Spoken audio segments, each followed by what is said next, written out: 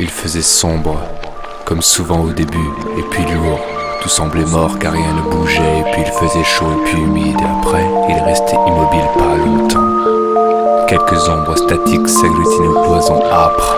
Des murailles de lave glacée verticales infinies, des ombres sans forme baroque. Dieu sait quelle lueur leur donnait vie, le cliquetis de quelques gouttes transies venait troubler le contour des reflets horizontaux allongés dans l'onde sombre d'un cours d'eau. Ça était là et ça avait l'air de vivre, ça se tenait droit et ça paraissait rigide. C'était digne, mais c'était triste au fond, mais tellement sec, froid et rigide, droit, ça vivait là sur les rives et là ne ressemble à rien, ou du moins il n'y a rien à dire sur là où ça se trouve. On pourrait parler de clair-obscur, de demi-jour, de quasi-ténèbres, mais à quoi bon? Oui, ça vivait, et c'était plutôt idiot de vivre là, car là où ça se passe, où ça passe, le temps à vivre, c'est nulle part. Là, il n'y a pas de direction, de points cardinaux de plan, aucun repère. Là ressemble juste à une cellule en rocaille sans toit, sans ciel, comme souvent au début.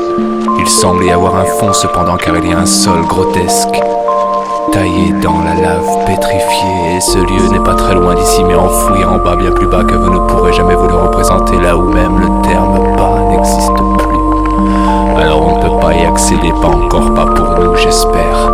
Ça vient de bouger, c'est un être animé, l'être vient de faire un geste absurde, un geste qui ne ressemble à rien, qui ne signifie rien, l'être a avancé bêtement vers rien, comme ça là, l'être est de sexe masculin, apparemment ça prend forme, doucement, il semble attendre, comme parfois et rien n'arrive, il est calme, il a forme humaine, ce n'est pas logique là où il est, on ne voit pas grand chose, mais l'être animé est un homme, il s'arrête.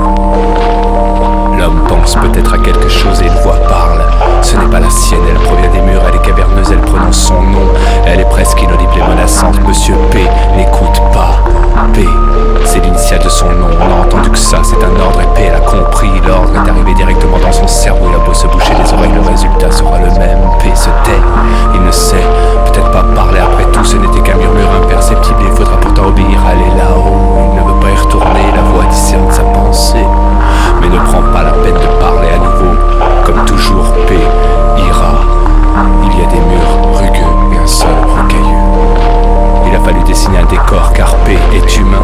Il a les pieds posés sur le sol et les mains sur les murs. Et puis, il y a de l'eau qui crépite derrière lui. C'est un ruisseau verdâtre. Les ombres remuent tout à coup, elles éclaboussent par saccades comme si elles se noyaient, viennent brusquement se fracasser contre les murailles, puis replongent dans le liquide onctueux, apaisé. Elles se calment, se figent, redeviennent des reflets horizontaux, ondulent au bon vouloir du courant, en flottant ou en étouffant. On dirait un fleuve s'en éteint. Il bout puis se change en mare et bouillonne. Des milliers d'âmes s'agitent dans son eau dense, discrète, sans corps, sans souffle, dans une violence imperceptible mais considérable, sans cri, sans plainte, sans souvenir. P ne veut pas les entendre geindre, c'est pourquoi elle ne hurle pas. Elle se contente de remuer des eaux lourdes, embourbées dans l'oubli décharné, une odeur le flot, incessant de ces âmes sans destination, façon de P. Elles suivent à leur cours en silence, vers nulle part, très loin, bien plus loin que vous ne pouvez l'imaginer, en silence.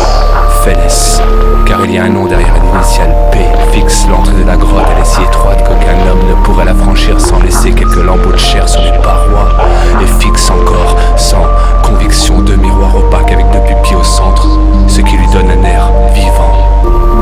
Il n'avait jamais cessé de mourir charnellement, et c'est ce qu'il se dit en brassant ses mots dans sa tête, n'avoir jamais cessé de mourir.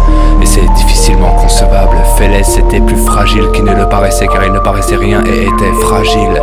Il avait toujours fait baisser les yeux à tous, de sorte que personne ne sut qu'il était fragile, de sorte qu'il mourut seul, toujours fixe encore. Il avait tout échoué, il méritait mieux, mais il n'y avait pas de place au pays du mieux. Clos les paupières puis les ouvre, on l'envoya ailleurs encore, ou plutôt on le fit retourner d'où il venait, où il ne voulait pas aller. Une chance de plus, refaire revivre encore. On n'a pas de corps, il tire les ficelles.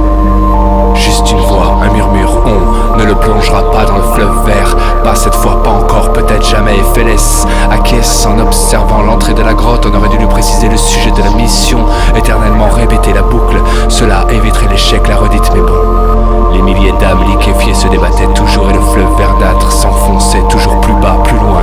La voix de on reste muette et Monsieur Félès remonte à la surface sans conviction, dans un corps le vague à l'âme. Comme souvent.